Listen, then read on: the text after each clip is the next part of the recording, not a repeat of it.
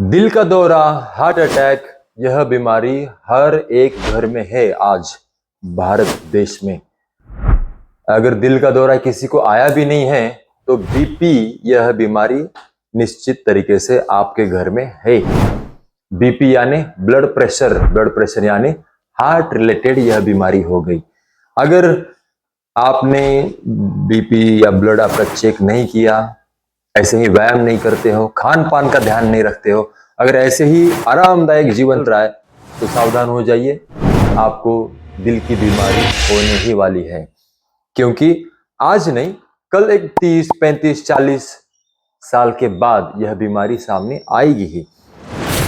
तो मेरे पास आज एक एंजियोग्राफी बनवाई एक पेशेंट की, उसकी रिपोर्ट है, मैं आप सभी को दिखाने वाला हूं। अगर दिल का दौरा आता है, हार्ट अटैक अगर आता है, उसी दौरान कुछ समय होता है जल्दबाजी में पेशेंट को एडमिट किया जाता है। उसके बाद हॉस्पिटल वाले वहां उसका एंजियोग्राफी करते हैं, यानी कि सोनोग्राफी जैसे होता है वैसे ही सेम एंजियोग्राफी होता है, जो कि हमारी जो धमनियां हैं खून की, उसमें कहां कहां ब्लॉकेजेस हैं, कहां से यह हार्ट अटैक आया है, उसका चेकअप करने के लिए, उसको समझने के लिए यह एंजियोग्राफी करते हैं। तो आ जाओ, हम पहले एंजियोग्राफी का रिपोर्ट हम देखते हैं। देखिए, फाइंडिंग्स यानी कि खोज, ये है अपनी धमनियां इतनी गई है, और इस जो कोई यह व्यक्ति है उसके अंदर 3 ब्लॉकेजेस निकले हैं। पहला ब्लॉकेज है यहाँ, दूसरा ब्लॉकेज है यहाँ, और तीसरा ब्लॉकेज है यहाँ। ब्लॉकेज यानी कि जो अपना पानी का पाइप होता है उसी तरीके से होता है। अगर उसमें क्षार युक्त ब्लॉकेज आ रहा है तो पानी आगे नहीं जाएगा, पानी का प्रेशर आगे कम हो जाएगा। इसी तरीके से अपनी धमनियां भी एक पाइप लाइन ही है, उसके अंदर क्षार रूपी यानी कि ये कोलेस्ट्रॉल नामक जहर अगर बैठ गया तो धीरे धीरे यह ब्लॉकेज कर देगा। आप अगर और गौर से देखिए इसे, ब्लॉकेज यानी कि देखिए ये जो धमनी है, पाइप है, अब ये कोलेस्ट्रॉल यहाँ पर चिपक कर बैठा हुआ है। अब इसको निकाला कैसे जाए?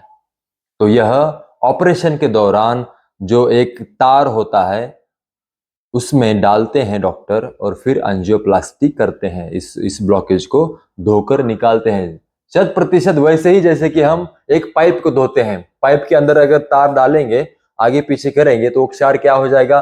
पानी से बाहर निकल आएगा। वैसे ही धमनियों में ये डालकर ये इलाज होता है। तो मैं आपसे एक प्रश्न पूछना चाहूंगा, ये कोलेस्ट्रॉल नामक जहर आया ही कैसे? ये जिसका भी ये रिपोर्ट है, ये साधारण मनुष्य नहीं है, 200-300 करोड़ की प्रॉपर्टी है इनकी, 40 उम्र है। इस उम्र में ये एक नहीं 3 ब्लॉकेजेस हैं। क्यों? किस लिए आए ब्लॉकेजेस? क्या किया ऐसा हमने अंधेरे में रहकर? किसी को नहीं पता। सभी का समय आएगा कि बीपी होगा, फिर भी हम नहीं करेंगे उसका इलाज तो फिर हार्ट अटैक आएगा ही आएगा। आज भारत इस देश में हर एक घर में हार्ट अटैक है 100%। तो समझ लो, अगर इसको निकालना है तो क्या करना पड़ेगा? ये देखिए, ये तो अभी मैं ही हूं, मैं व्यायाम सिखा रहा हूं। इसको कहते हैं कार्डियोवैस्कुलर एक्सरसाइज, एरोबिक एक्सरसाइज। और गोस्लिम का एरोबिक्स कुछ अपने आप में ही खुद की खोज है, या अपना अपना एक फॉर्मेट है। तो इसमें जंप लेता हूं मैं, कुछ अलग अलग स्टेप्स लेता हूं, पैर उठाना, हाथ उठाना। इससे क्या होता है? दिल की धड़कनें बढ़ती है। दिल की धड़कनें बढ़ना यानी कि ब्लड सर्कुलेशन फास्ट हो गया शरीर में।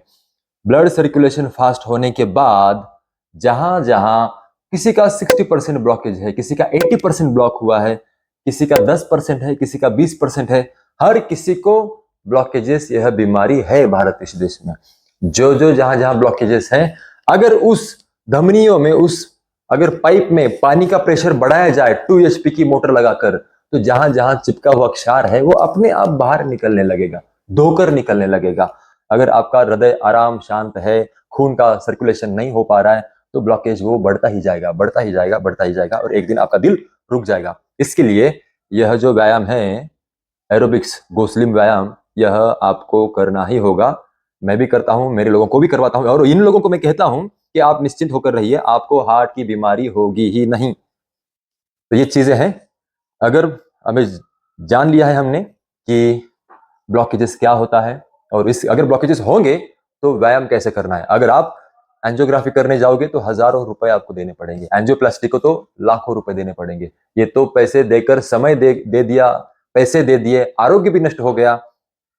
इससे बेहतर है अपना अपना अंदरूनी फिटनेस लेवल बढ़ाओ, समय बचेंगे, पैसा बचेगा, आरोग्य भी इंप्रूव होगा। इसलिए योग्य व्यायाम का चुनाव करो और आज ही हार्ट रिलेटेड व्यायाम शुरू करो, यानी कि एरोबिक्स व्यायाम शुरू करो। समझ लो, मेरी कोशिश एक ही है, आपको आरोग्य प्रति जागरूक करना, सत्य आरोग्य क्या है इसके प्रति आपकी आंखें खोलना। तो शरीर यह नेचर से आया हुआ है, नेचर का अनुकरण करो, प्रकृति का अनुकरण करो, शॉर्टकट में इसमें उसमें खाना पीना छोड़ दो। अगर ये कोलेस्ट्रॉल नामक जहर आया क्यों, ऐसे इतने दिन ये चिपक कर वहीं क्यों बैठ गया, खून में ही क्यों बैठ गया, इसके लिए कुछ अलग वीडियो में बनाऊंगा। फिर भी आप समझ लो, आप आज भारत देश में जो कुछ भी तला हुआ, नमक हो या कुछ भी हो खाया जाता है, जीवा को मद्देनजर रखते हुए ये पूरा डेड फूड है, मृत फूड है, जो कि ऐसे हार्ट अटैक, कैंसर, थायराइड ऐसी बीमारियां सामने लाई गई। वीडियो कैसा लगा, कुछ आपको जानकारी प्राप्त हुई, समझ में आता है कोई कुछ मेरी जो जानकारी है वो, तो कमेंट बॉक्स में जरूर लिखिए। और जो जो अपने अपने बैठे हुए दोस्त हैं, परिवार सदस्य हैं, उनको यह वीडियो जरूर भेजिए, क्योंकि ये एंजियोग्राफी का जो रिपोर्ट है हर किसी को तो नहीं देखना है ना, क्या होता है कैसे होता है। ये आपके लिए मैंने ये वीडियो, ये फोटो जो एंजियोग्राफी का है दिखाया है। आप अपने परिजनों को, परिवार सदस्यों को, मित्रों को यह वीडियो शेयर करो और उन्हें भी व्यायाम प्रति, आरोग्य प्रति जागरूक करो। धन्यवाद।